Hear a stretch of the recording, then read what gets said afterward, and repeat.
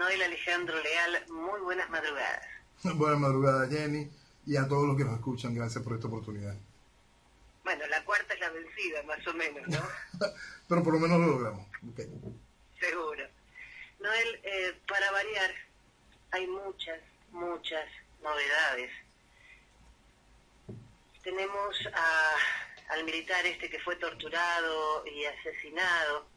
Esta noticia fue de hoy de la tarde de hoy, ¿no?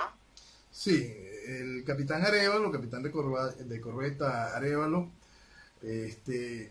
fue evidentemente torturado y falleció esta madrugada en lo que se llama el Hospitalito, un hospital que está dentro del Fuerte Tiuna, un hospital dentro de las instalaciones militares.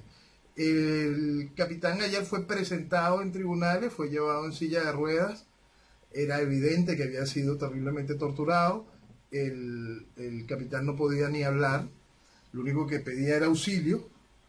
La jueza, ante el evidente estado en que se encontraba el capitán, ordenó que fuese trasladado a algún centro hospitalario y en el mismo ya no pudieron recuperarlo, falleció.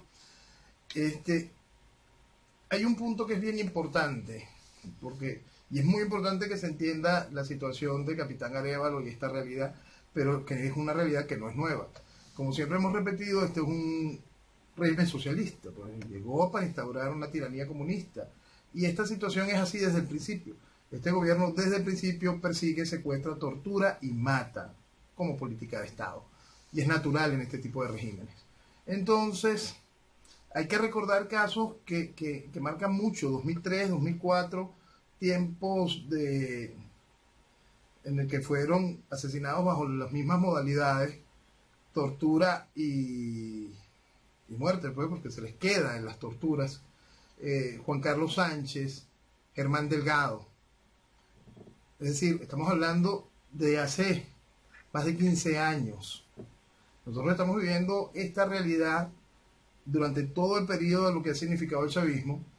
Hoy esta realidad se lleva a una nueva víctima, en este caso a un militar activo, y dentro de todo el proceso de persecución que el gobierno desata en base a sus necesidades. Pues, hace tiempo también nosotros hablamos de estas persecuciones selectivas, ¿no?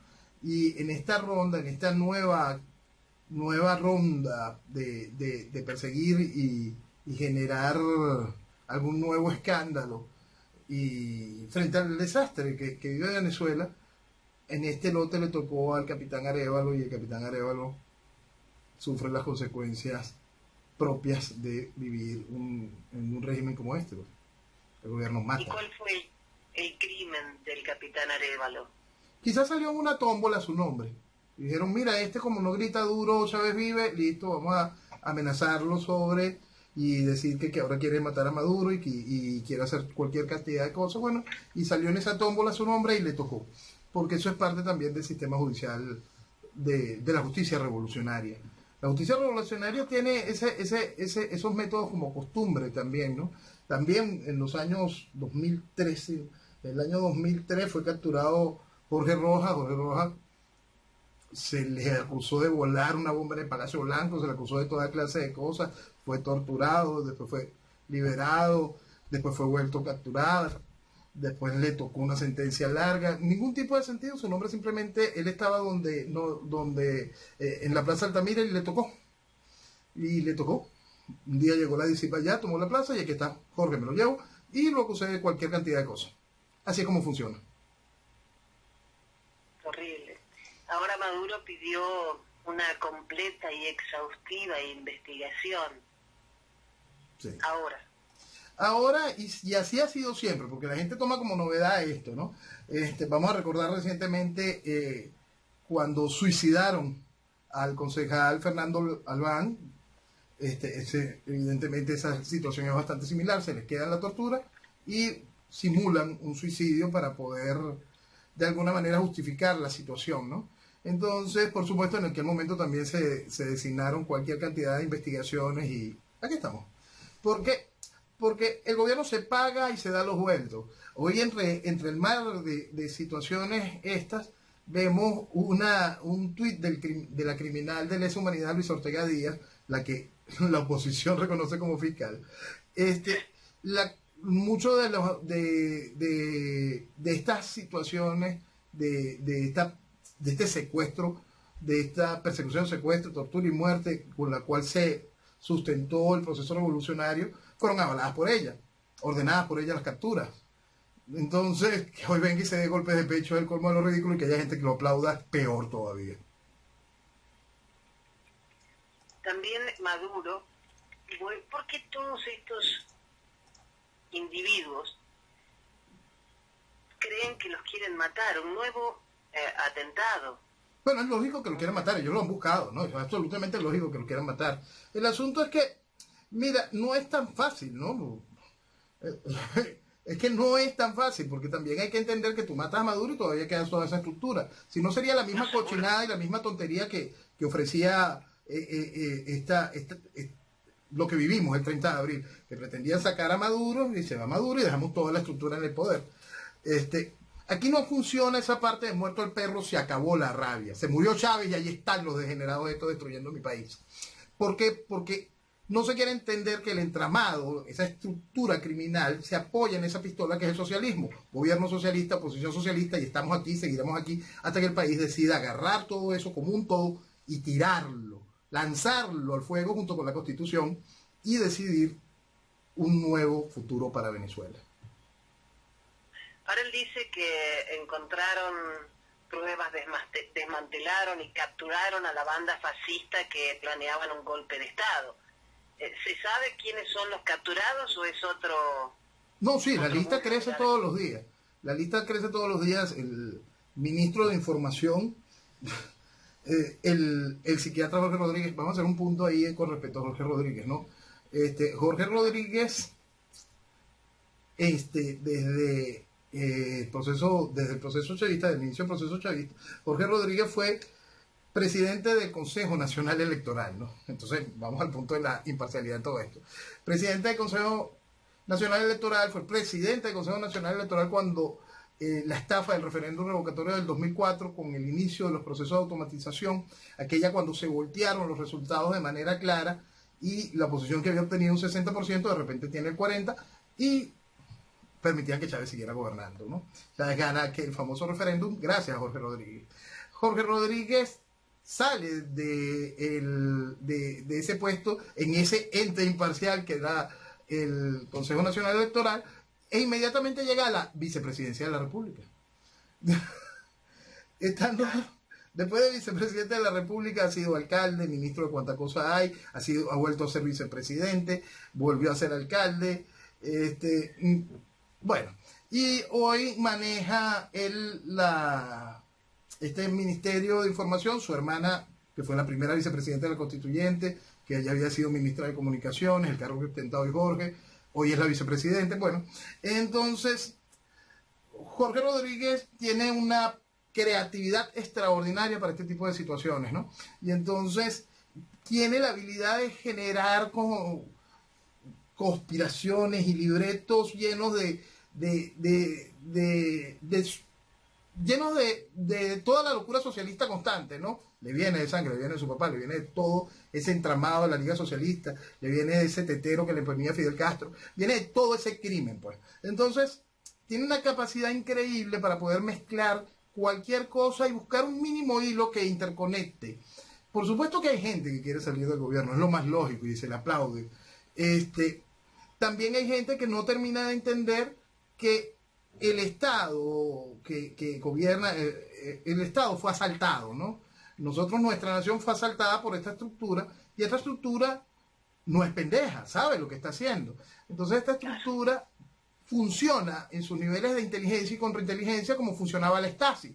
Entonces esta estructura infiltra, esta estructura monta escenarios falsos para que la gente vaya y pesque allí y caiga, cometa los errores, crean que son personas de confianza que están sembrados dentro de la estructura de oposición del país desde hace muchos años, y son los que facilitan que este tipo de procesos de repente tengan unas delaciones extraordinarias, y hay una cantidad de sábanas, grabaciones, videos, confesiones, todas entramadas desde un principio. La inteligencia lo planificó, la inteligencia lo siguió, la inteligencia los detonó.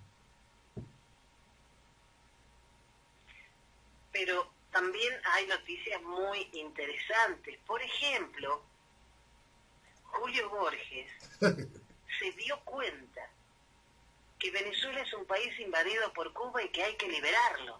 Sí, lo raro es que el país no se termina de entender quién es Julio Borges. Bueno. Ahora, ¿cómo tiene cara para decir esto, para hacer una denuncia en la OEA ahora de que Venezuela está invadido por Cuba y que hay que liberarla? Pero si hace nada decía que esto no era socialismo. Si hace nada decía que había que ir a todos los procesos electorales y ahora blindará la continuación del diálogo y la nueva reedición del diálogo, que veremos dónde se hace. Pues ya no sé si nos vendremos de nuevo al calorcito del Caribe, porque el calorcito europeo está muy fuerte, o ya verán. Pero el asunto es que el diálogo va a continuar con la guía de Julio Borges y con el aplauso de un país que todavía no entiende que esa oposición lo único que hace es vestir de democracia a la tiranía. Lo más interesante de todo esto es que este diálogo cada vez va a contar con más bendiciones, cada vez va a contar con más apoyo de los más descarados, y sin poder accionar los que quieran de verdad aportar hacia Venezuela, porque no es el tiempo, porque perdimos nuestra oportunidad, porque no golpeamos en caliente. Y al no haberlo hecho como se debe, gracias a todo este chiste infernal que fue todo este asunto de la presidencia interina, y que lamentablemente no termina de acabarse ese chiste y busca la manera de seguir medrando y seguir afianzándose dentro de este desastre, esto va a hacer que sea mucho más difícil encontrar de nuevo el tiempo para poder golpear en caliente, porque mientras nuestros aliados tienen sus problemas, el país sigue sin tener cómo hacer el link, esa estructura necesaria para poderle dar la vuelta a este proceso de manera real y buscar eso, dejar atrás todo aquello para construir nación. Nosotros tenemos un grandísimo problema, Jenny, que es esa destrucción de cualquier alternativa opositora fuera del aparato de lo que significa la oposición legítima, ¿no? Esa oposición legítima no solo tiene una gran influencia a nivel nacional, sino tiene una influencia en el extranjero bárbara, ¿no? Una cantidad de conexiones impresionantes y el aval de la Internacional Socialista para seguir manejándose ella como vocera de la estructura de oposición venezolana. Entonces el gobierno socialista apoyado por socialistas, la oposición internacional apoyada por socialistas, Venezuela se ahoga y se seguirá ahogando y se seguirá desangrando. Porque lo más interesante de todas estas cosas, ¿no? Más allá de Cuba controlando y cada una de estas cosas, es que todas las proyecciones, ninguna proyección habla sobre el fin de esto, sino todas las proyecciones hablan sobre Venezuela cada vez se va quedando más vacía. Venezuela se le fueron 6 millones de venezolanos, se estima que sean 8 para dentro de 2 años, y así. Ninguna proyección habla seriamente sobre las reales oportunidades que tiene Venezuela de salir de esto, porque salir de esto volvió a quedar debajo de la mesa de la mesa de negociación y diálogo. La cumbre del G20 hizo una condena, Argentina, Brasil, Chile, Canadá, que condenaron al régimen ilegítimo de Maduro y formularon un llamado a la comunidad internacional. ¿Esto sirve? ¿Les ayuda? Sirve, sí. Soluciona, no. Aporta un granito más en una cosa que no tiene mayor sentido, porque la revolución se preparó para esto, Jenny. La revolución se preparó para un escenario internacional donde me bloquee lo que naturalmente bloquean este tipo de procesos, y la revolución se reafirma en los socios naturales de este tipo de procesos, ¿no? Entonces, tú te vas a encontrar hoy declaraciones como un vocero del BRICS. Entonces, este vocero de esa agrupación económica, que reúne a Brasil, China, Rusia, Sudáfrica y la India, de una vez dice que el asunto tiene que ser electoral, de una vez te indica que todo ese camino es el que hay que seguir, que el diálogo es importante. Encontramos las declaraciones precisamente hoy de Putin reafirmando la necesidad del proceso electoral para darle legitimidad a Guaidó. Entonces, lo peor de todo esto hay que enclavarlo para que se pueda entender la realidad de todo esto. Hay que despertar ante una sola cosa. Venezuela no tiene democracia y es inviable la democracia al salir de esta desgracia. Entonces, cuando se entienda ese punto, quizás se pueda empezar a entender que nada de lo que dice la ridícula Constitución tiene algún tipo de validez, que nada de lo que nazca de la Asamblea Nacional tiene algún tipo de validez, que lo que necesita Venezuela está dentro del sentido común y la lógica y no dentro de la fantasía de lo constitucional, democrático, porque eso no existe. Porque en Venezuela se acabó el Estado de Derecho desde 1999 de manera formal. Si eso no lo terminamos de entender, nunca vamos a encontrar la cura. Si desde aquí no existe la vocería para afuera que lo explique de manera clara y desde afuera se entienda que lo que ha habido es los malos y sus socios y que los socios siguen manteniendo una vocería para que la destrucción de Venezuela continúe, no vamos a poder avanzar en ese sentido. Rusia asegura que ya no tiene asesores militares en Venezuela. Obviamente no es fácil creer lo que pueda decir Rusia, pero ellos dicen que ya el grupo de militares que llegó en marzo se fueron desde Caracas hacia Moscú. Sí, y no es raro, pues. Rusia vendió mucho armamento militar venezolano a Venezuela, perdón, y mucho de ese armamento es armamento de alta tecnología, la cual necesita un mantenimiento constante y un entrenamiento constante del personal que lo va a usar. Mientras tanto, Rusia va a mantener ese movimiento más allá del necesario, del estricto mantenimiento, ¿no? Y vendrán especialistas, vendrán técnicos, vendrán cualquier cantidad de cosas y se volverán ahí y es un asunto de turnos, ¿no? Mañana llegará más gente de la Guardia Revolucionaria iraní, se irán, el Dorgan mandará algún tipo de colaboración técnico-militar, se irán, los chinos mandarán una nueva y volverán los rusos otra vez cuando les toque su turno. Sí, van cambiando las figuritas. Van cambiando las figuritas, mientras tanto la gente se va esperanzando, deprimiendo, y en ese proceso lo que sigue es eso, el desangrar del país, porque el desangrar del país no se va a detener, punto, hasta que se extraiga el proceso revolucionario y a sus socios, porque hay quienes creen que se sale el proceso, la figura de Maduro, y el país vuelve a la normalidad. Pues no vuelve a la normalidad porque la propuesta política de aquello que se llama oposición es la continuidad de esto. Entonces, por supuesto, no habrá vuelta a la normalidad.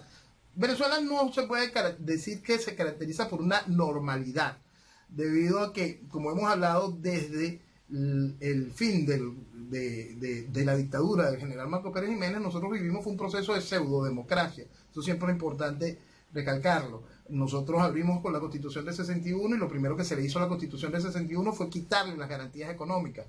Por lo tanto, la libertad real o el desarrollo de las bases para la libertad real de Venezuela no fue tal, sino un control de un proceso clientelar político que traía ciertos beneficios y traía las posibilidades de un país con tal salvaje riqueza como la que tiene Venezuela para despuntar, y tuvimos esos números maravillosos de la mayor movilidad social en los años 60, esos números increíbles que después del desastre en que nos sometió el primer gobierno de Carlos Andrés Pérez, en su segundo gobierno vimos números extraordinarios en la macroeconomía, de desarrollo, de crecimiento interanual del 12%, cosas únicas que Venezuela puede lograr en cualquier momento, siempre y cuando se entienda que el norte es lejos del socialismo, y para estar lejos del socialismo tenemos que estar lejos del gobierno y oposición.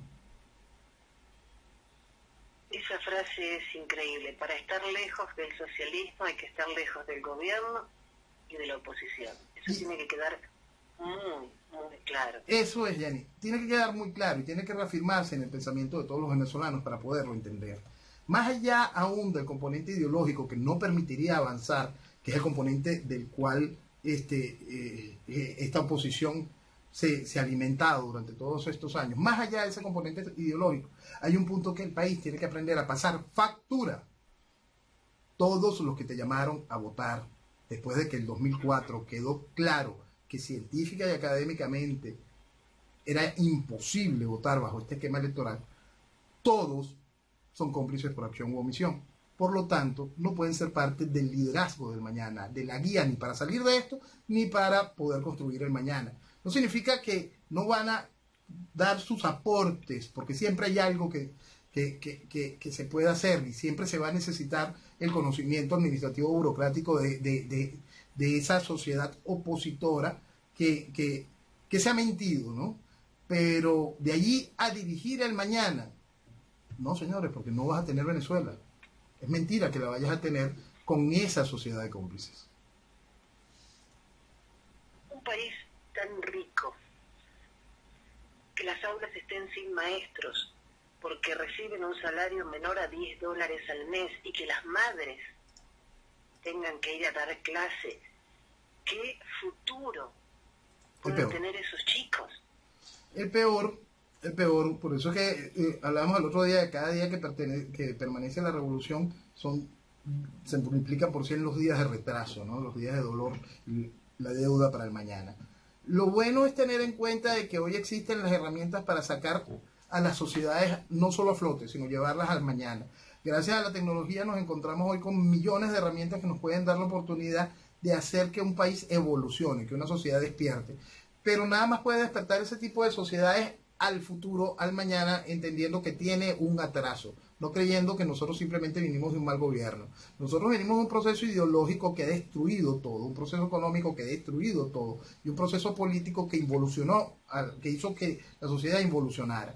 Si nosotros aceptamos esas realidades, podremos encontrar las herramientas para la construcción de ese mañana. Pero si ese mañana se quiere construir sin aceptar esas realidades, no vamos a encontrar las herramientas. Por eso es que es muy importante ese mensaje que estás marcando ahorita. ¿Cuál es el futuro frente al proceso de destrucción, sobre todo en el nivel educativo? Es negro, es terriblemente negro. ¿Se puede cambiar? Sí, se puede cambiar. Hoy las herramientas nos brindan la oportunidad, la tecnología es el principal soporte para ello, y la capacidad del venezolano para su recuperación.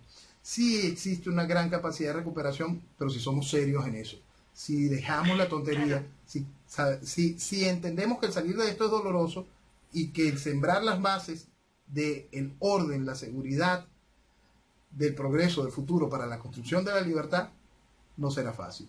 Pero si se admite esa realidad, volvemos de nuevo a esa idea de esa Venezuela no solo posible, sino que está allí, tangible. Simplemente tenemos que decidir tomarla.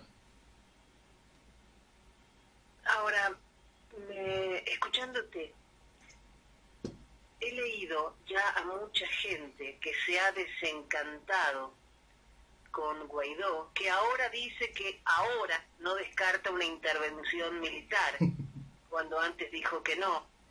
Hasta un constituyente, Roy Daza, dijo que Guaidó es un problema para la propia oposición.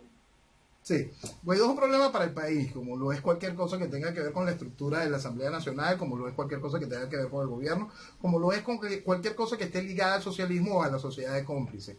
Por supuesto que eso será un problema y seguirá siendo un problema, porque el país que se está desencantando lamentablemente sigue siendo una veleta sin ningún tipo de orden. Una veleta que no tiene ni memoria ni amor propio, y eso es muy grave. La gente puede sentirse ofendida porque uno le diga lo que es, pero eso es lo que son, y por eso nos trajeron aquí. Y ese despertar es tan fundamental, de que terminen de asumir su realidad. La gente tiene que asumir de lo que ha sido responsable si queremos encontrar el país del mañana. Si queremos reencontrar a Venezuela, lo primero que tiene que entender esa gente es que fue partícipe de la destrucción de Venezuela. Y ese comportamiento de veleta nos lleva a esta realidad. El haber creído que un producto como Guaidó, que venía de esa Asamblea Nacional, que venía de la mentira electoral del año 2015, que venía bajo el esquema de voluntad popular, que venía bajo como todos estos productos que hay ahorita en el mercado, venía avalado por la Internacional Socialista, el haberle dado confianza a eso es realmente triste y preocupante. Y la gente tiene que no solo hacer un mea culpa sobre eso, sino empezar a hacerse una introspección sobre su pensamiento político. ¿Qué han hecho durante todos estos años? Cada uno tiene que empezar a hacerse ese mensaje. ¿Qué he hecho? ¿Seguir como un borrego? ¿He aplaudido lo que sabía que estaba mal creyendo porque mis amigos estaban en lo mismo? ¿O de verdad conscientemente creí que eso era positivo? Porque si de verdad conscientemente creyeron que eso fue positivo, retírense del pensamiento político. Yo, si viviera en Venezuela y escuchara, por ejemplo, al ex jefe de inteligencia, a Figuera, que él trabajó con Chávez. Uno de sus hijos avanzados. Fue director del SEBIN. Y ahora dice que Maduro puede caer. pero él estuvo con esto. No solo estuvo ¿Se con eso. arrepintió o qué pasó? Mira, vamos a decirte que es lo que le sucede a muchos, ¿no? Maduro, vale, qué malo eres, viva Chávez. Entonces pues vamos, el legado. defendamos el legado, vamos a enterrar al país bajo la asquerosa lápida del chavismo para siempre. Déjame sacar un poquito esto de Venezuela y vamos a tu país natal, vamos a Argentina. ¿Qué ofrece Cristina y su socio? Peronismo. ¿Qué hace Macri para poder tener votos e intentar conseguir la reelección? Peronismo. Bueno, eso es lo que están haciendo en Venezuela, pero con chavismo. Imagínense el resultado. Sí. Qué triste todo lo que está pasando en nuestra América. Zapatero tiró la toalla, ya no es más mediador.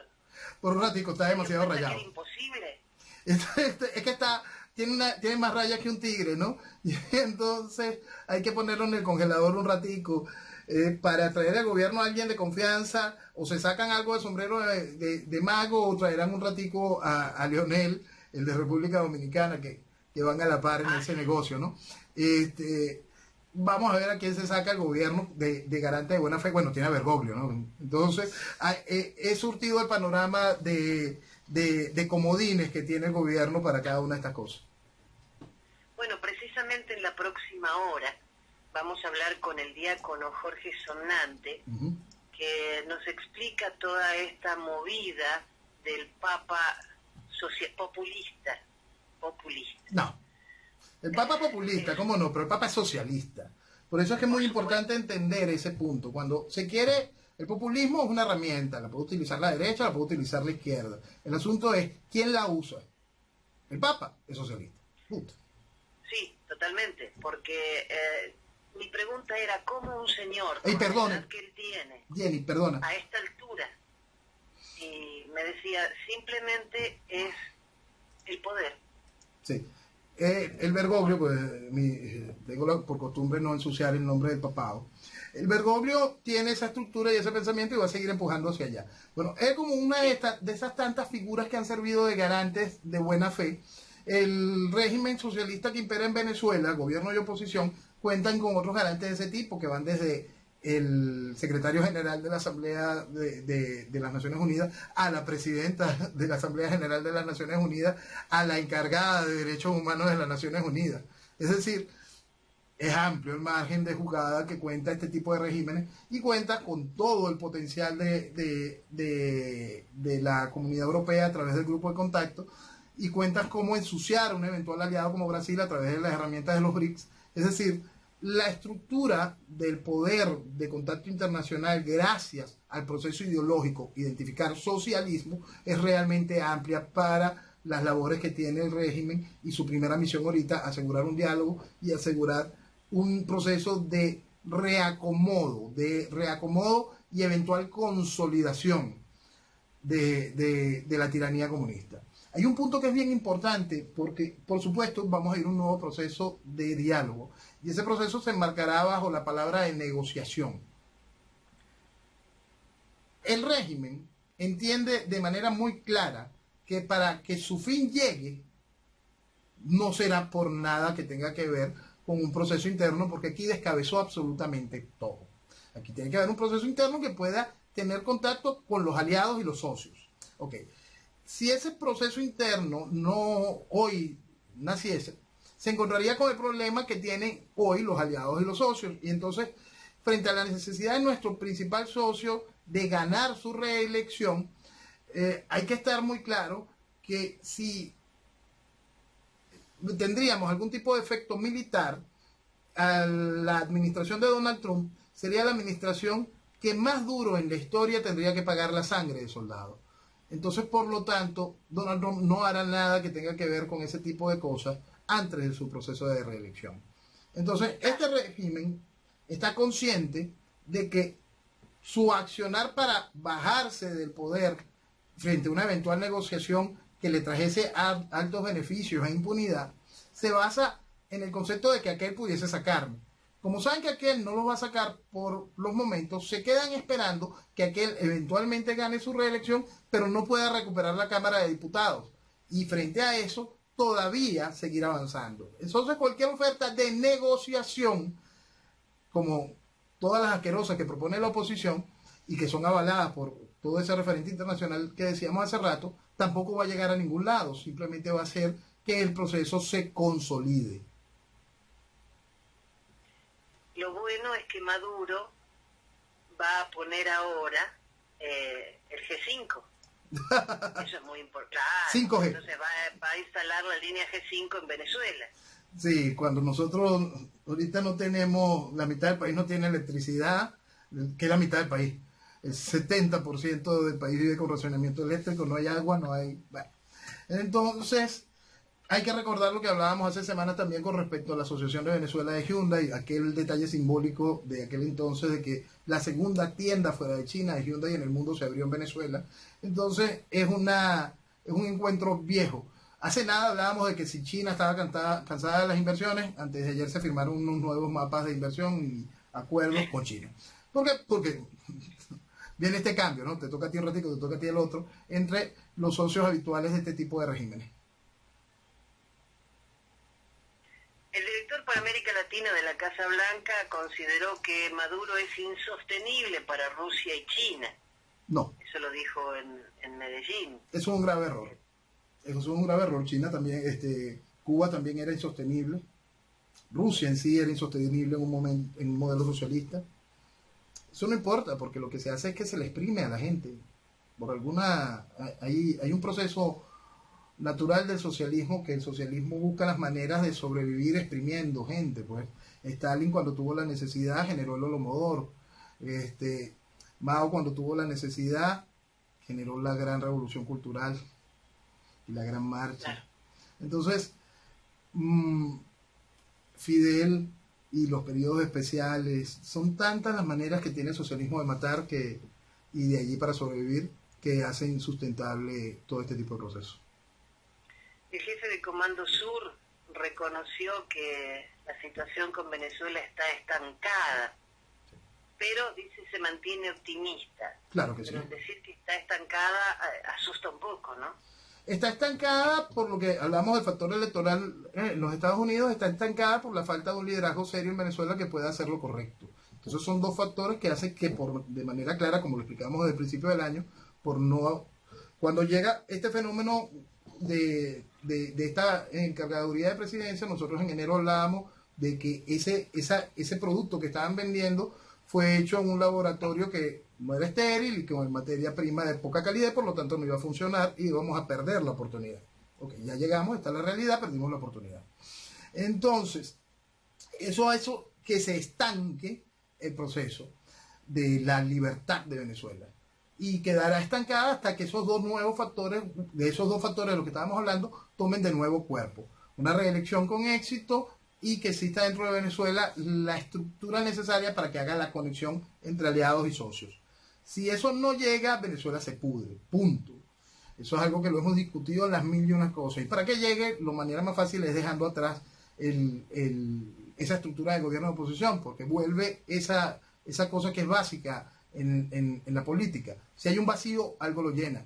Si nosotros entendemos que eso que algo debe llenar, ese vacío, no debe estar influido por el socialismo, habremos encontrado la estructura necesaria para que puedan haber los links y las conexiones para la consecución de la libertad, para la consecución del mañana, para recuperar a Venezuela.